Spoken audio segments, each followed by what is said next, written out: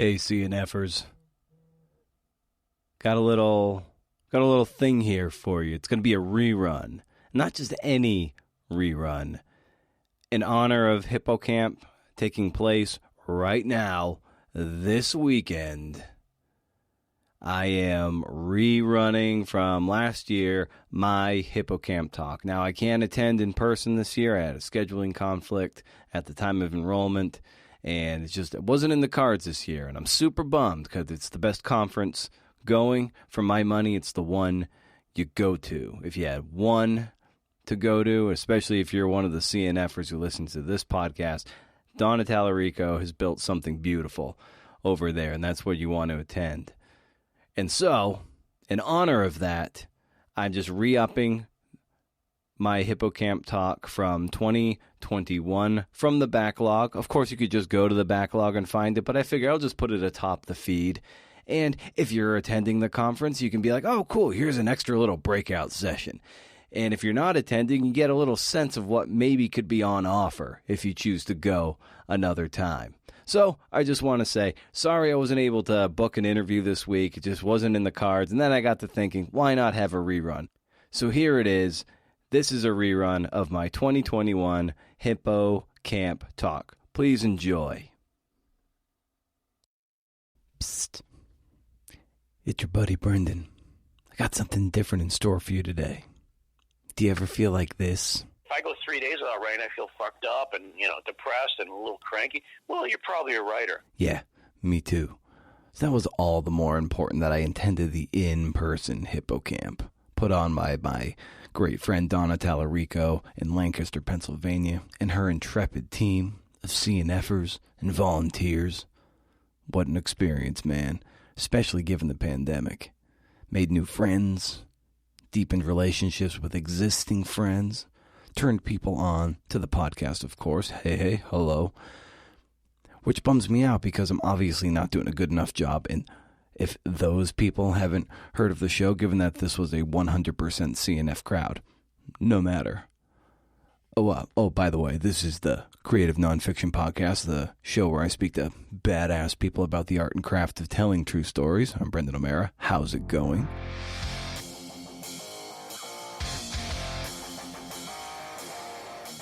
I'm in the post-conference buzz funk, which is antithetical in that I've got the buzz of having had this incredible experience, but the funk that comes with, it's over, and I'm sad, because I was among my people, I don't really have that where I am. I can build that if I want, or if I have the rigor to do so, and I most likely will because we need community. But it's just sad that it's over. It's so intense, and for so short a time, that the connections you make are like speed dating on meth chased by ecstasy. Now, why am I droning on like this? Alright. I delivered what I thought, a superior upgrade of a presentation from mine last time. I think objectively it was a whole lot better than my first one in the 2019 Hippocamp. It's titled, In Their Words, Lessons Learned from the Best of the Creative Nonfiction Podcast. It was a talk that included lots of audio clips from 300 hours of interviews I've done with little riffs by me stitching it all together. I used a remote control. I could move around. I was jacked. I was feeling it. The best presentation I've ever given. I was in it, man. I was bursting. Did a whole lot of prep. So I was ready. I was in the pocket, as they like to say sometimes. That said, I couldn't tell if I was landing. Everybody had to wear masks, so I couldn't tell if people were smiling or sitting dead-faced. I think I got a few chuckles, but again, I couldn't really tell. Then by the end, only 2 people asked questions, which was real weird to me because most of the Hippocamp talks have several questions and a Q&A afterwards. The in-person feedback that I got from the attendees was that they didn't feel the need to ask because, the tape that I curated and the talk sort of answered questions and just gave them a lot of shit to think about. My talk wasn't one of those like tactical talks or a how-to talk. It was like more or less, here's a lecture with 25 of my best friends whose job is to let you know you're not alone.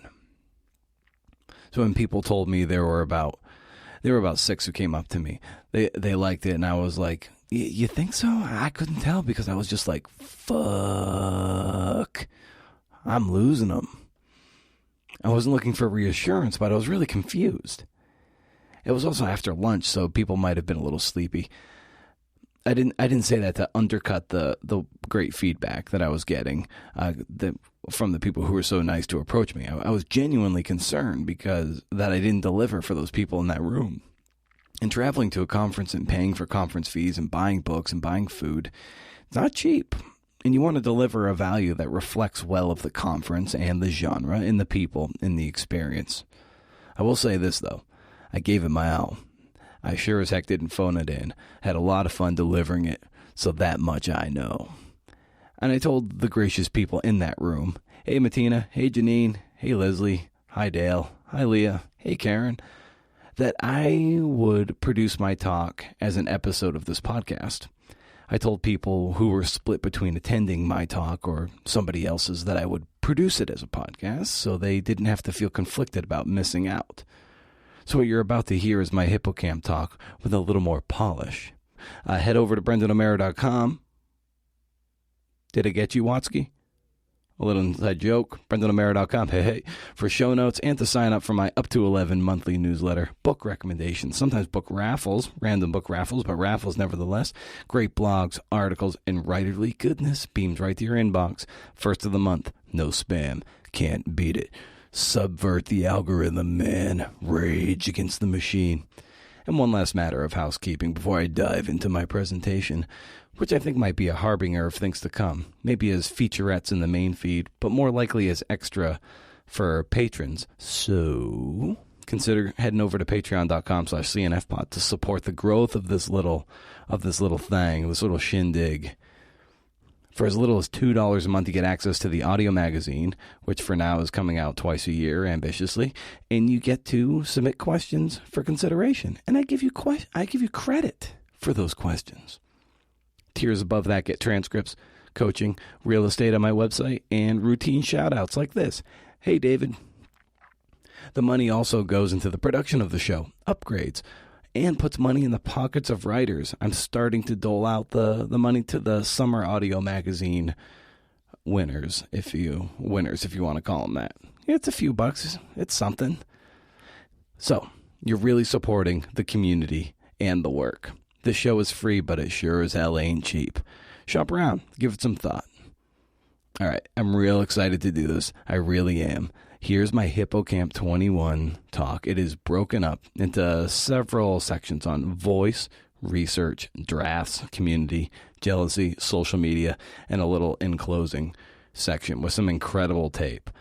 And just, that incredible tape at the end in the coda from Andre Dubus III is, I can't wait for you to get there, but you're gonna have to wait. All right? Mm-hmm. Okay, so please enjoy. You know the deal. Riff. Huh.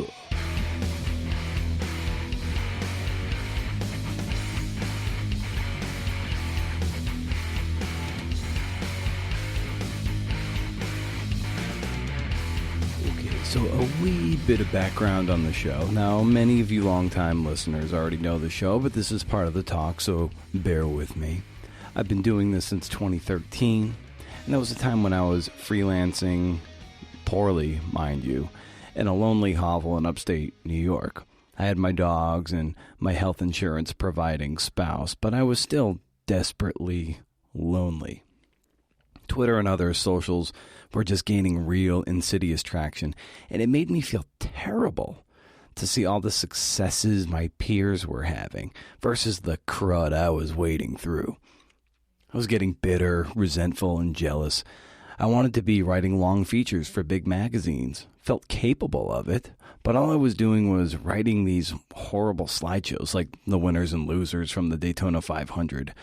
Not exactly the stuff of best American sports writing, the big ideal that I aspire to. Plus, I was starting to hear these great conversational podcasts, and I was loving those conversations, wanting to have them, but nobody was going to be inviting me. Plus, what did I even have to offer? So I had to build my own stage to celebrate other people's work and talk shop in a non-pretentious, non-academic way. And in so doing, through that celebration, I became less jealous and less bitter. The show had some early fits and starts, but it's been a mainstay every week since January 2017. So I brought a few of my best friends to talk about how to do this thing we call creative nonfiction. So our first section is going to deal with voice. So with a show of hands, who is concerned with voice or finding their voice? And I've been so pleased to hear that voice is on everybody's mind here at this conference. It was very validating to know that I chose something that I think is going to really resonate with people. And you're not alone if you struggle with voice or have a hard time finding it. Take Lee Gutkind. Many of you know him as the godfather of CNF and the founder of Creative Nonfiction magazine. Lee is the author of several books, most recently My Last 8,000 Days, and here's what he had to say about voice. The less sure of yourself you are, which is not to say I'm sure of myself, and I don't necessarily mean that. The less sure of your voice and what it is you need to say, I'm much clearer about that than I used to be. And early on, it's the struggle to figure out how to squeeze things out and make it sound really good, and then go back and do it again and do it again and do it again. And I have a little bit more confidence now that I can move ahead and get my 1,000 words or whatever it is I think I want, and take a breath, as I said, and then maybe I'll go back and take a look at that again, or maybe I'll plow forward for a little bit longer. But I also have a sense, and it's really nice to have this sense when it is time for the day to stop, and when it's time for you to take up other responsibilities in your life and let what you have written that day and maybe some of the days before just kind of percolate in your head and stew there for a while, so that you're ready to explode or ready to get back into the work when you next take a look at your keyboard. What struck me in this passage is the do it again and again and again part. Voice isn't something that's fully formed at the start of a career. And here's Lee, someone who's been at this for decades. And voice is still something that takes again moments. And that should give every one of us hope, because it means you'll get there if you have patience and rigor. Now take Alexander Norman, who wrote the definitive biography of the Dalai Lama. He talked about the long journey to find his voice. And a journey, mind you, that is ongoing. In a way, I suppose, as a writer, I've been 30 years trying to find a voice. And whether I do it in this book or not, I don't know. But I aspire one day to have a unique voice and to be able to tell a tale that nobody else could tell. Now here's someone who is, statistically speaking, closer to death than birth. So this should inspire all of us who might be frustrated that we're still grappling with these things after maybe a few months or a few years doing this. Fact is, we arrive when we get there. No sooner, no later. So settle in for the ride, man. Buckle up. It'll be bumpy for a while. But you'll turn that dirt road of your life into the Autobahn in due time. Now, staying on the topic of voice, Lily Danziger, author of Negative Space and the editor of the anthology Burn It Down, was on the show, and we talked about the danger of imitation.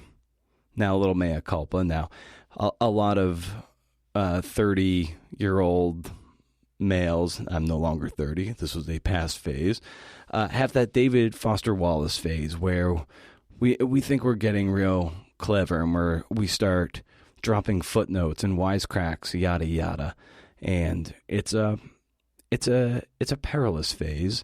I want to write an essay that just says, P.S. Sorry for all the footnotes. No matter, you have to copy your heroes, but at some point you do need to synthesize all those heroes and then take your little bird beak and peck at that eggshell, and so you can open it and then you can fly away. Well, I mean, yeah, mentioning the cycles of the books that I read at different points, and early drafts were very much me trying to be like a 20-year-old girl version of David Carr. And then, and then you can tell which draft I wrote right after reading Chronology of Water, but then you go back later and you're like, okay, that's me trying to try on somebody else's style. And you have to kind of synthesize and digest all the different things enough that those fingerprints aren't quite as visible, and it all becomes integrated into your own style, which takes time. And I think finding, we talk about voice. I think that's what that means, right? Is finding the way to sound like yourself and not sound like yourself trying to sound like somebody else. Finding the way to sound like yourself and not sound like yourself trying to sound like somebody else. That rings bells for me, man. That rings bells. And that is also the mark of a new voice. Your voice, if you can break through that.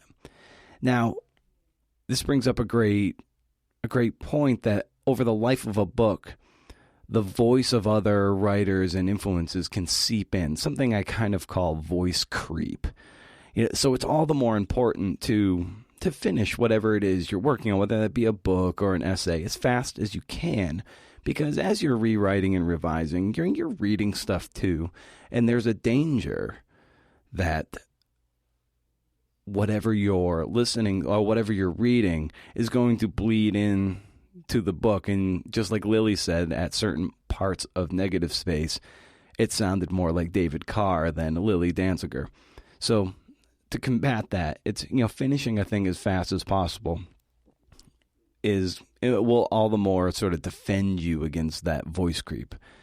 Now, like, voice might change over the years, but it shouldn't change in the book. There should be something uniform in the book. And the voice creep can be a real problem to iron out in your book or essay if you take too long. So my insufferably long memoir project has suffered from this problem of tone and voice creep from whatever I was reading, whether it was in Rewrite 3 or Rewrite 23. Yeah, it's been a decade, man. Now, Stephen Kurtz, who is a writer for the New York Times, and his essay, Fruitland, was the very first true story for creative nonfiction, that little chat book they used to have. I hope they bring that back. It's one of my favorite things. Anyway, again, voice is something that's hard to grapple with, and imitation might be too dangerous. Now, just listen to how Stephen says dangerous. Love it, baby. I mean, there are some books that are almost dangerous in terms of being influential because you fall in love so much with the writer's voice that you want to do that. Even John Jeremiah Sullivan, that book, right, Pulphead, which I absolutely love. I mean, I take that book down off the shelf a lot. If I took that book down off the shelf at 24, it would have been too powerful for me. Right. Now I know to take certain things out of it, like structure and other things. There's other ways that voice comes out too. I mean, that's the other thing. Like, voice comes out in what you choose to write about. That's a big part of voice. Voice comes out in what you choose to say, what you don't say, how you structure a story. I wouldn't call John McPhee necessarily a hugely voicey writer. Or I mentioned that book, Hiroshima, by John Hersey. I mean, it's not a first-person piece. I don't know if he even appears in it, but you understand his point of view, his morality, where he chooses to place the tension of the story. All those things are voiced too, but they're just voiced in a subtler way that doesn't, to like you said, it's not like the first power chord and you know immediately. And isn't that something? That voice comes through in what you choose to write about, not necessarily blasting Roman candles all over the place. And who really wants that? It's kind of like a person who drinks too much at the holiday party. You still have to see him on Monday. Now, someone who is definitively not firing bottle rockets into the night is the brilliant Laura Hillenbrand. She should need little introduction, but in case she does, she's the author of Seabiscuit and Unbroken, and apparently she only writes books that become Oscar-nominated movies. And due to her chronic fatigue syndrome, which has a more scientific name that I'm blanking on, she has trouble reading physical books, so audiobooks have taught her the importance of voice in a very different way. it's something I did learn from doing audiobooks, from listening to many, many, many of them. It makes you a better writer. I mean, originally we told stories that way. We didn't have written language. We had spoken language. And I like to write books that sound more like someone's telling a story over a campfire. That's what I imagine. I imagine my audience is kind of gathered around in a circle and there's a fire. And how would you tell this if you were speaking that way? And so that's how I do it. Now, Laura has a fluidity about her writing that is gorgeous to see in action, like a beautiful racehorse going down the stretch. There's just something majestic about it. She's a storyteller. She is, in some ways, an anti-stylist, a surrenderer to story. It's awesome. Awesome stuff. And then you get somebody like Chuck Klosterman, who is someone who can blow you away with his mind, profanity, pop culture references that make you wonder how he has any time to write at all, given how much culture he consumes. But even still, he's learned a thing or two over the years about tamping down that style. You know, we often get into the trap of thinking that voice and style has to be so in your face. You have to use wacky punctuation, infinite jest style, endnotes, and footnotes. My God, the footnotes. I use parentheses less. I use semicolons less. I use footnotes less. I think that I am more aware of how at times the amount of voice I use can actually detract from the experience of reading. The thing I'm not as good at is I have become more like other writers. Now, voice is nothing unless you have something to say. And often that something you say comes from doing research.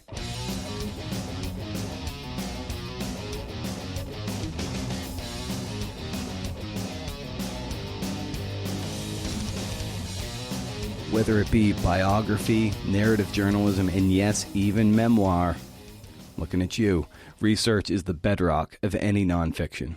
Now, as a quick aside, I highly recommend The Art of Creative Research by Philip Gerard. Talk about this way back on episode 38. An amazing little handbook.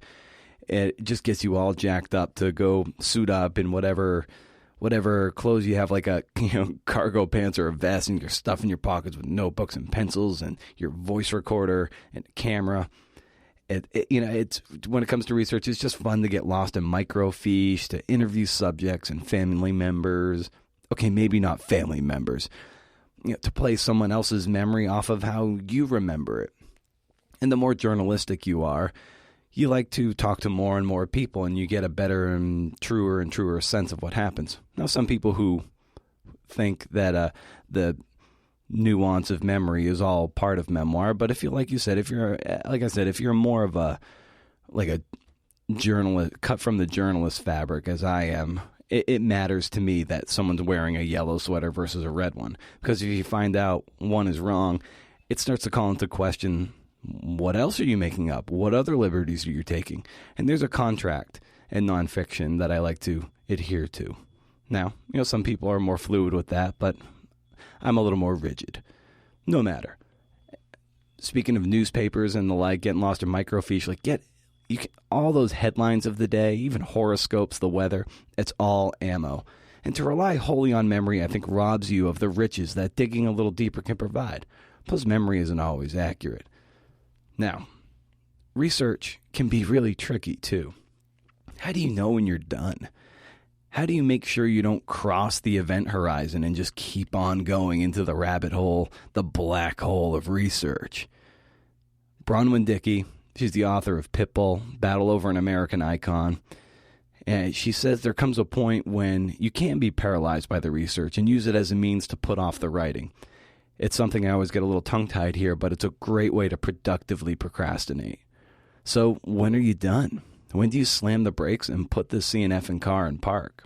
And I'm not the first writer to put it this way, I'm sure, but I think at the point in the research where I wasn't learning anything new, in one sense, I was always learning something new, but where you keep hearing the same things over and over again, or you as I think Susan Orlean says, you meet yourself coming the other way. So you've interviewed all these people, and then you get to a point where they say, have you talked to so-and-so? And you already have, so you start to encounter pieces of research or other sources that you've already talked to. And so there's not much new ground to kind of turn up, or because you have been obsessively working on this thing full time for a period of years, you end up knowing more about the entire thing than a lot of people you're talking to who each have expertise in a certain piece of it.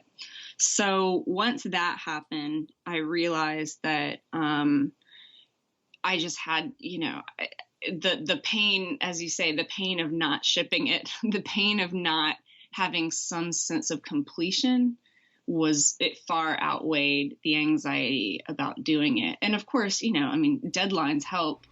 Ah, yes. The power of a deadline. It's the tinkerer's best friend. And you know what? This is also quoting Bronwyn, who talked about perfectionism and this whole idea that you can tinker. And she says, the world will very much keep spinning on its axis if I write a crappy story. So put a bow on it and move on to the next thing. And cut from a similar cloth is Ted Conover, who has made a career of doing lots of super immersive, maybe even stunt journalism, whether it be riding the rails with hobos, becoming a prison guard at Sing Sing, or crossing the border with coyotes. It's all research, and it's all determinative. Pardon. So often when I'm only with somebody for a couple weeks, like at Breadloaf or something, I think we should have had this conversation a year ago before you sat down to write, because the research you do is determinative, right? It defines what you're going to be able to write in many ways. And that's not true with fiction, but with nonfiction, it absolutely is. And if we're writing about experience, there's a lot of thinking that can go into figuring out what kind of experience could be helpful and how to get it, how to have that experience. You really get a sense that the juice for many of these writers is in the discovery phase. It's where they're getting all the information together so they can load up their quiver and just take aim at targets. It's good stuff.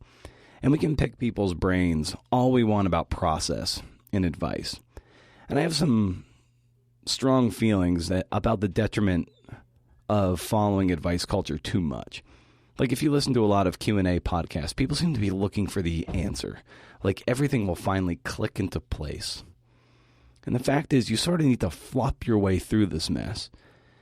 And yeah, you can cherry pick a few helpful things here and there, but there's no better teacher than trial and error. And when you're a novice, it does help to get some guidance and maybe some reassurance that you're on a particular path. Like, am I going in the right direction? Am I rowing with or against the current?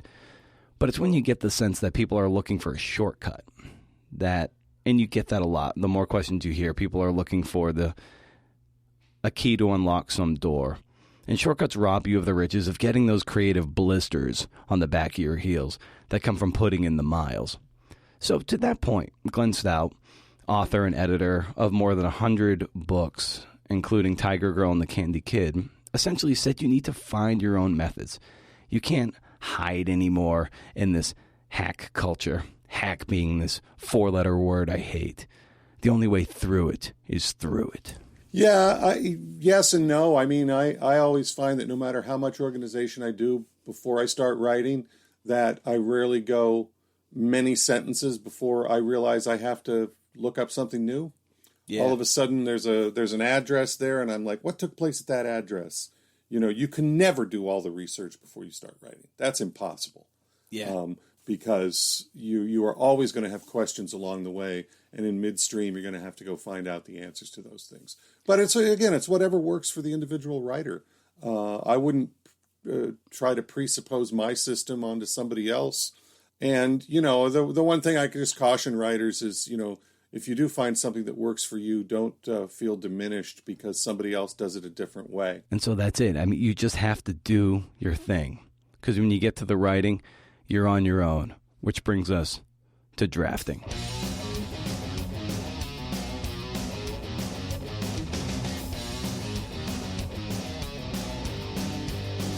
Now, is there a part of the process that feels so energizing early and demoralizing in the middle, but also super energizing late?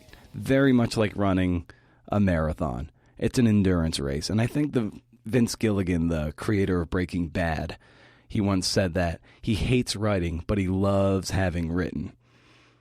And I'll never forget first getting into Hemingway when I was just a little baby writer. This is me, just a little baby writer. And the ease and leanness of his prose, it seemed to spill out so easily. And I had obviously heard of writing as a practice, but I didn't know what rewriting or revision was. So when I learned that he had rewritten and tinkered the end of A Farewell to Arms something like 39 times, I remember like, oh my God, okay, so this is something that you develop and you forge and you tinker and rework and rework and rewrite. I naively thought it all just spilled out fully formed. Thankfully, this is so untrue. It is a lot of work. And as you'll hear from Mary Carr, the memoir writer behind The Liars Club, Cherry, Lit, The Art of Memoir, and the poetry collection Tropic of Squalor, she talks about just the grind over a single poem. You know, I almost always have a very specific reader in mind. It might be a very literary person, somebody I admire a lot, somebody I'm afraid is going to read it. I think I often go to like the scariest place I can go. I think, you know, there's a chance John DeLillo could read this poem, and then, you know, if it's terrible, I'll have to, you know, lie down on the train tracks. But yeah, it's more like the drafts 3 to draft 50 are for the haters. I really do literally do like 50 drafts of a poem, like the things that are sonnets started out being, you know, 2 pages, single space. So I just try to hack away stuff that's really boring or really obvious, or the language really, everybody has a sin they commit as a writer. I always want to think I'm clever, which I'm not particularly. I mean, there are plenty of much cleverer people than I am, but so I often find myself cutting out things where I'm trying to be glib or steer away from what was difficult. 50 drafts. Now, sure, it's a poem and it's leaner and shorter than a book, but it's still a lot of reworking, going over and over and over again. But what about a book? A lot of us are here to write books. We aspire to write books and to write many of them. John McPhee wrote a book called Draft Number 4, and so that's when he feels he's, you know, done the job, you know, getting to that point. He's my hero, and the reason I got into writing narrative journalism. The Survival of the Bark Canoe is that is the origin story book of how I got into this. So you can look it up if you want. It's a short little book. It's amazing. But even 4 drafts seems skimpy. I can tell you from experience is more in the teens and 20s of drafts, rewrites, repasses, and several hundred beers. Now, Dinty Moore, he of The Story Cure and the founder of Brevity magazine online, he normalized for me the idea of not just a few drafts, but doing dozens of drafts. Man, I do edit a little bit in the first draft. I mean, you know, actually, I think I'm just correcting typos because I don't type very well. But I'm trying to make sense, you know, in a first draft. It's not just spewing or stream of consciousness, but you know, if I type a bad sentence and it's not really that interesting, I don't even go back and delete it sometimes. I just type a new sentence, hoping, you know, I just layer on all these sentences. And like many writers, if I wake up on a Thursday morning and, you know, I'm talking about the very, very first draft of something. If I wake up on a Thursday morning and write 2.5, 3 pages of something, you know, by the next morning, maybe a half of the page, you know, remains. I have a voice in my head that I've cultivated that says, just hang in there, Dinty. Just keep working at this. You know, one of these days you're going to come in, look at it, and go, oh, wait, now I see what it's about. I also know that 20, 30 drafts in, or certainly if I'm on deadline of some sort, you know, there's a point at which I have to put on my editor's hat and say, you know, stop playing around here. Yeah. Figure out what it is you're talking about. Well, when Dinty told me that, it took 20 to 30 drafts. I remember being like, oh my God, thank you so much. What a valuable insight to have for writers who think even a couple rewrites should be good enough. You know, and then there's the slog element of drafting an essay or a book. Like, it's work. Make no mistake. We need to really normalize the slog. So I love what Elizabeth Rush has to say. She's the author of Rising, Dispatches from the American Seashore. And that book, of course, was a Pulitzer finalist.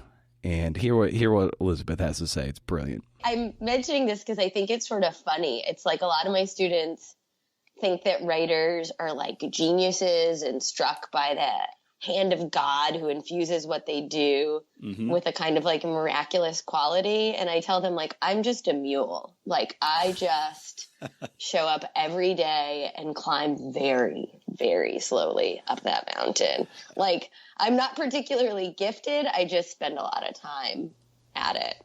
I don't think we can discount how long it takes. Also, it's great to hear so many people we find hyper-skilled and even gifted slog through the work. It might seem self-evident, but when we read these things that are these diamonds in our hands, we never know the coal from which these diamonds were forged.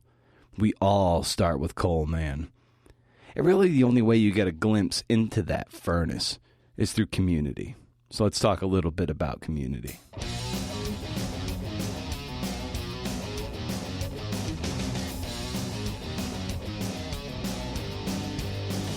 And this is why we're all here. Writing as an act of isolation does not breed creativity. Even if it did, you'd just be a dick if you expect people to buy and promote your work without doing your fair share of contribution. I often think of filmmakers and musicians who talk up the work of their peers, and there's no jealousy. They just think it's cool AF that someone is making this film or putting together that record. They see it as a way like, oh, that person did it that way. Okay, so through my taste and my talent and my hard work, I can do that. They unlock something for me. Writers seem to be often a little more sneering. And I don't know what that's about. Maybe it has to do with this being more of a solitary pursuit. I think illustrators are like this too. So maybe the antidote is to be celebratory and certainly maybe more collaborative. Now, Chase Jarvis, he's a photographer, he's a founder of Creative Live and the author of Creative Calling. He talks about the other 50% of doing creative work. The first half is mastering your craft. As a photographer, you need to know what f7 is. You need to know your shutter speeds.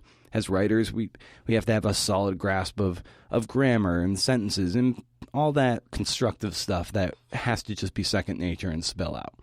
The second half is creating and engaging in community. What all of you are doing by being here. The celebration of true storytelling. Simple. It's brutally simple, and yet incredibly powerful, especially when you realize that nothing is done in a vacuum. Every individual athlete, any entrepreneur, any even a family, right? A family is multiple people, and we need one another in order to grow and support. But there's also the community that you build around your world. And what this does not mean is that you have to have 1 million followers on some social platform in order to be an influencer. That is horseshit. That has nothing to do with what I'm talking about. Nothing in life happens without other humans. So let's start paying attention to what it's like to be a part of a dynamic community. And there are many. You don't have to participate in just one. I talk about it as the other 50%. 50% of it involves other people and community. So what we're told is that if you're really good at your fill in the blank, you're going to be successful. And then if you actually do that thing, then you realize pretty quickly, oh, I have to do that thing and promote that thing. And then you think, okay, that's the whole pie. But then you realize that if you're promoting it and you haven't cultivated any community, whatever it is you're promoting, your knives or the vision that you have for an active, a role in saving plastic from going in the oceans. Mm-hmm. If you just do that without a community, then you don't really cultivate the impact. I have a rule of thumb more or less, that you should share 9 pieces of other people's work to 1 piece of your own. There's no science to this, but it feels right for me. You want to be an energy giver, certainly not a taker. And there are innumerable people out there who only promote their own work and do little to celebrate the work of others, blah, blah, blah. This is bad baseball, in my opinion. Like, I don't want to hang out with that person, and I doubt you do too. You would want to hang out with Rebecca Fish Ewan. She's the author of By the Forces of Gravity and Doodling for Writers by the Hippocampus Books imprint. And she's got the right idea. This idea of the improv mentality. You know, you don't go to a conference because you want to find an agent and get your thing published. And it's not all about you and your book. It's about building a community and being a part of that community.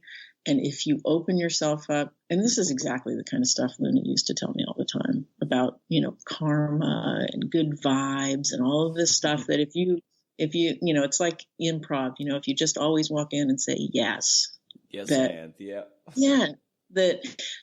good things will happen. And that is precisely what happened. It was after that conference I started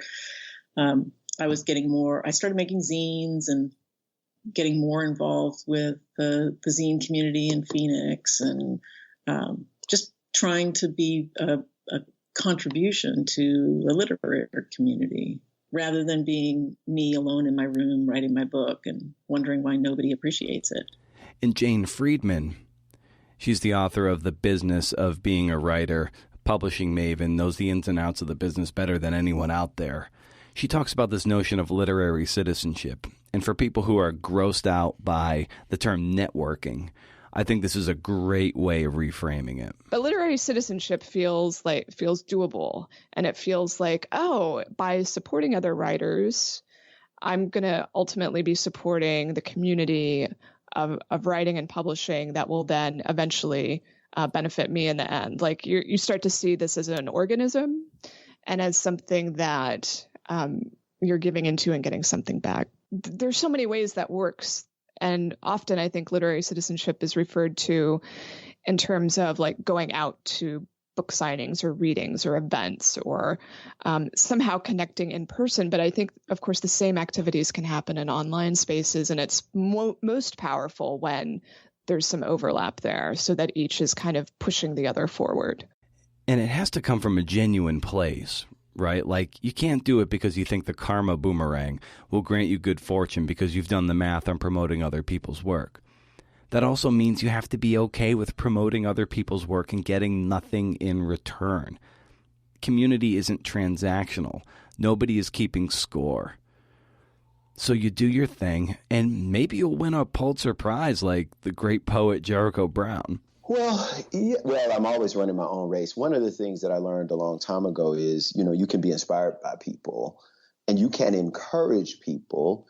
You can have role models, and you can work to help others, but you can't be in a position where you are. It is of no use to you to ever be out here trying to compare yourself to other people. When you compare yourself to other people, you put yourself in a position where you're competing with them. Mm-hmm. And you can't compete with other people because we each have a gift to give. And my gift is not going to be like anybody else's. Obviously there are days where you feel discouraged, you feel disappointed. You have days that are particularly bad writing days, or days where you don't really understand what's going to come next. But those are days like anybody would have any time. And that's why friendship is so important. That's why poetry written before my time is so important, because that helps to bring me back. That helps to inspire me. And I have some good people that I work with. When I'm writing, when I'm coming close to the end of a book, I'll send the book to very close friends, and they'll read it and they'll tell me I'm on the mark, or they'll tell me I'm totally losing my mind and writing bad poems. And I'm glad to have people who are that honest. This is, in many ways, this is very isolating, a job to have. It's you in a room with some books and some paper. You know what I mean? Right. But in other ways, it's made of the greatest community. I think the poets are the best community on this earth. I really do. I believe in the poets. And I believe in the poets in this nation today more than I've ever believed in anything. I really do. And it's such a nice sentiment, and isn't it? To believe in poets, to believe in writers, and to believe in each other, and to slay the toxic demons of envy and jealousy that plague us and keep us from our best work. So speaking of jealousy,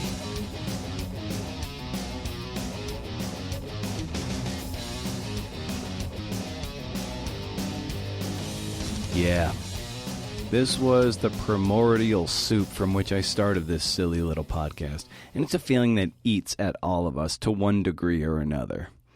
Now, you might know Debbie Millman as the incredible interviewer behind Design Matters.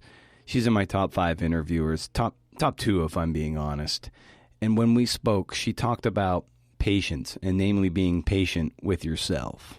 So I think the older you get, the more patient with yourself you get about comparing.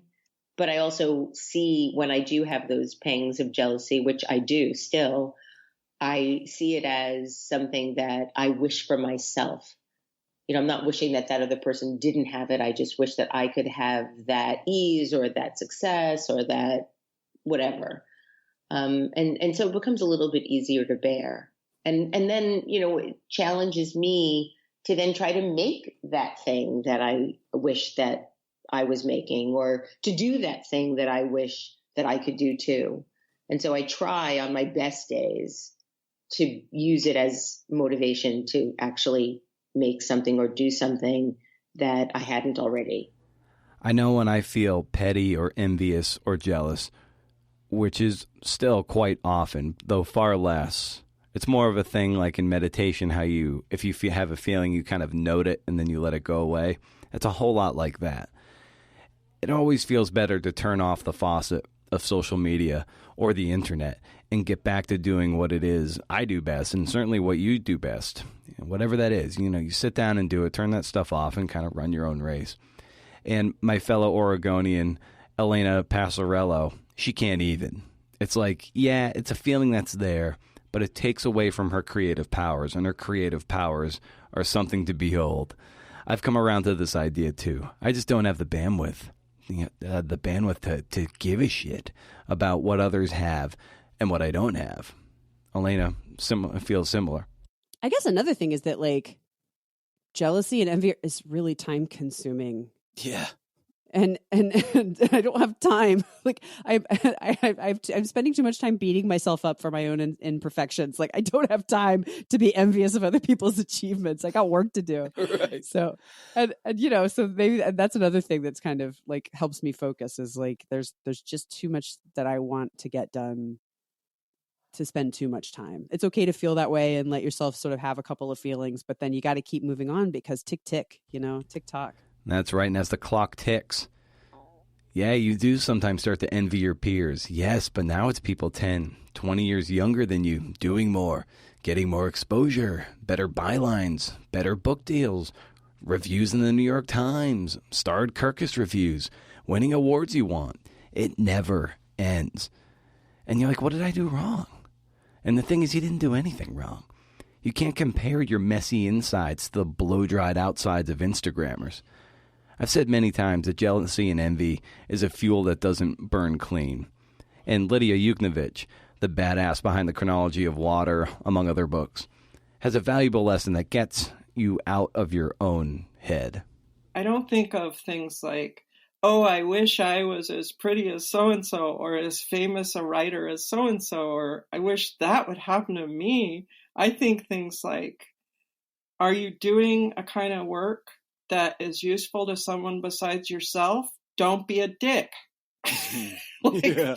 That's how my hardwiring goes. So it's like my energy doesn't even go that direction. I mean, I see things I love and they're amazing to me. And it's amazing to me that any of us survive. It's amazing to me that more people don't give up. And so I'm so on a different radar that things like jealousy, maybe it sounds like I'm lying, but it's like I just, there's too much work to do. I want to love the people I love the best way I can. And so that would subtract energy from what I want to do. So Right. I just don't do it. And the thing that foments this toxic cesspool of bullshit, it's social media. We've already mentioned it once, and we're going to dive just a little dive into social media.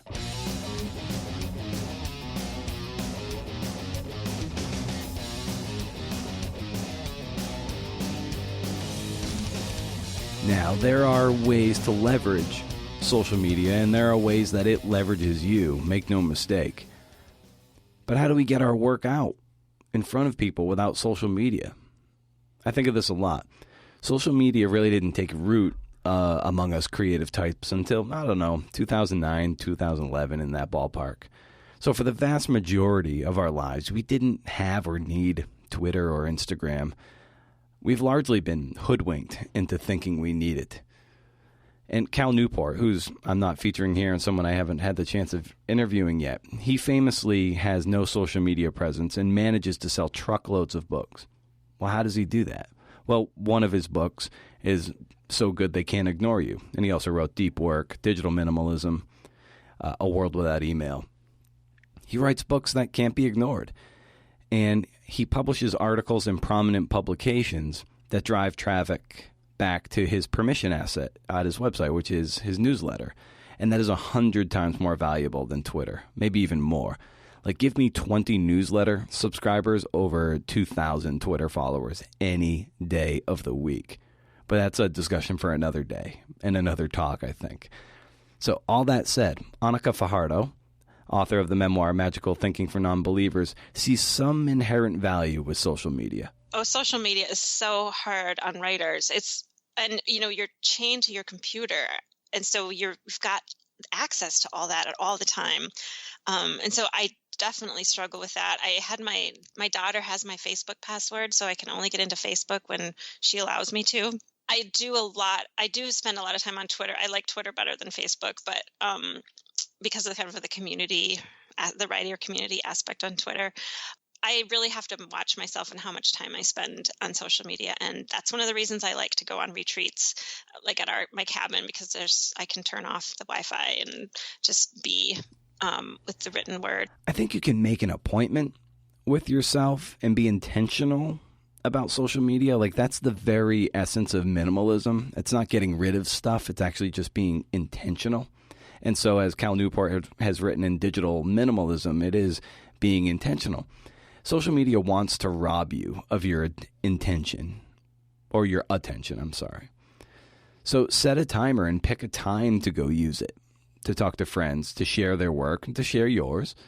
If you treat it like that old school appointment television viewing, like Seinfeld, it was Thursday night at 9 p.m., you leverage it versus it leveraging you. And it's something you can look forward to, something you can plan for. And when you go there with that degree of rigor and organization, like I said, you can leverage it. And in the Austin Kleon vein, like showing your work, this can be helpful, showing how messy it is.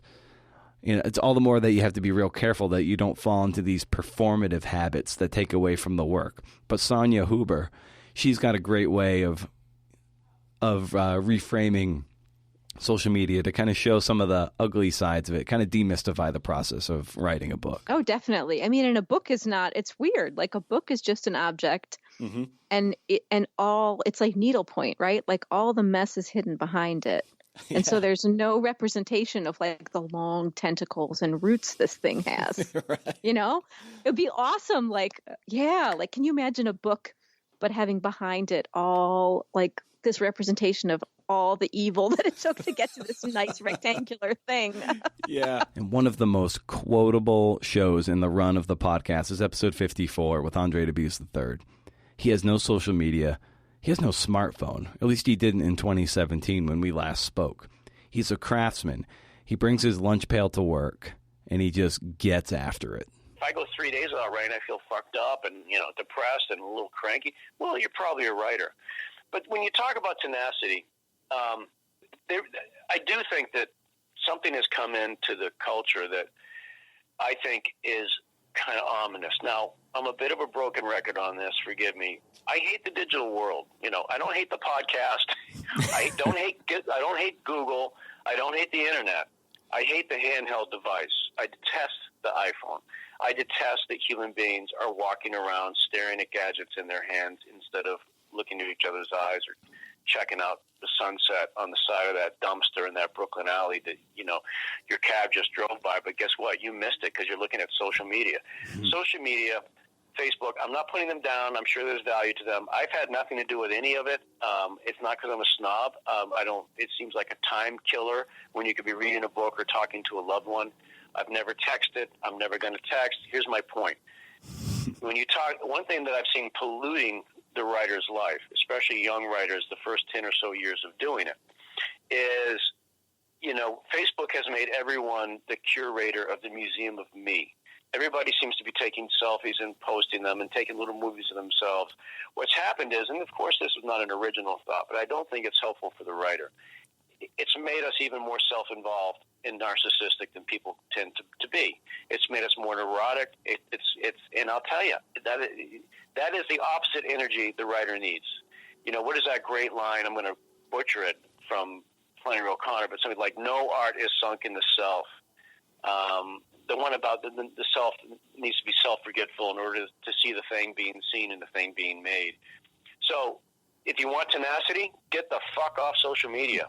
And I know that was early in the podcast run, but I always return to Andre's insights and his approach because there's no secret to this mess. None at all. You do the work and you free your mind from distractions. You realize that everybody you just heard from, they are not special. Not a single one of them are any different than you. They aren't anointed, and like I said, they aren't any different. I will posit the only difference between them and maybe you is that they had the courage, the perseverance, and tenacity to sit alone with the bad work long enough and make bad work over and over again for the sheer love of the work. And after a while, good work has no choice but to sprout from that dirt.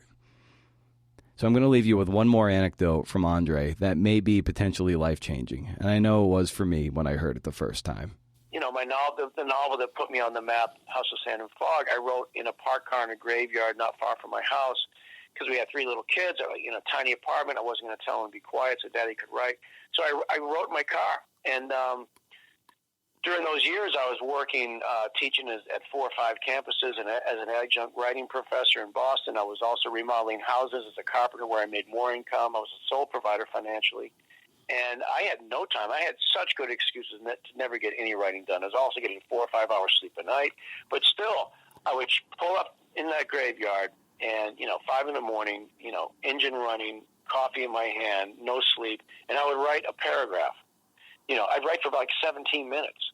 I'd go to the job, whether it was carpentry, teaching, or both. On the way back, I'd go to the graveyard again. I'd write another 17, 18 minutes. And I did that for 3 years. And after 3 years, I had 22 notebooks filled at beginning, middle, and end. So at the height of our young, struggling family life, I was able to write, an entire novel. And I think anyone can do it. You don't need all day. For 17 minutes, he'd write as much as he could every day. That unbroken chain of 17 minutes became The House of Sand and Fog, a book that was an Oprah selection. It was made into a movie, and by all accounts, ensured that Andre would never have to work a day in construction again, unless he wanted to. There are hundreds of hours of insights on this podcast, and you can get lost listening to mine, or anyone else's for that matter, thinking you're going to find that one missing piece, and you might find that missing piece, that one extra bit of motivation, that one extra bit of insight, and be set, and then you're perfect. Fact is, everyone is figuring out this game one blind leap at a time. And there's only one thing you can control, and I'm quoting my good friend Glenn Stout on this. The only thing you can control is your effort. So sometimes in this game, you're the bear, and sometimes you're the salmon. So carve out time to find the inspiration to put the good fuel in your tank. Don't get lost, get hungry, get motivated. Go find your 17 minutes. You might not be featured by Oprah, but I guarantee you'll make something special. Stay wild, CNFers.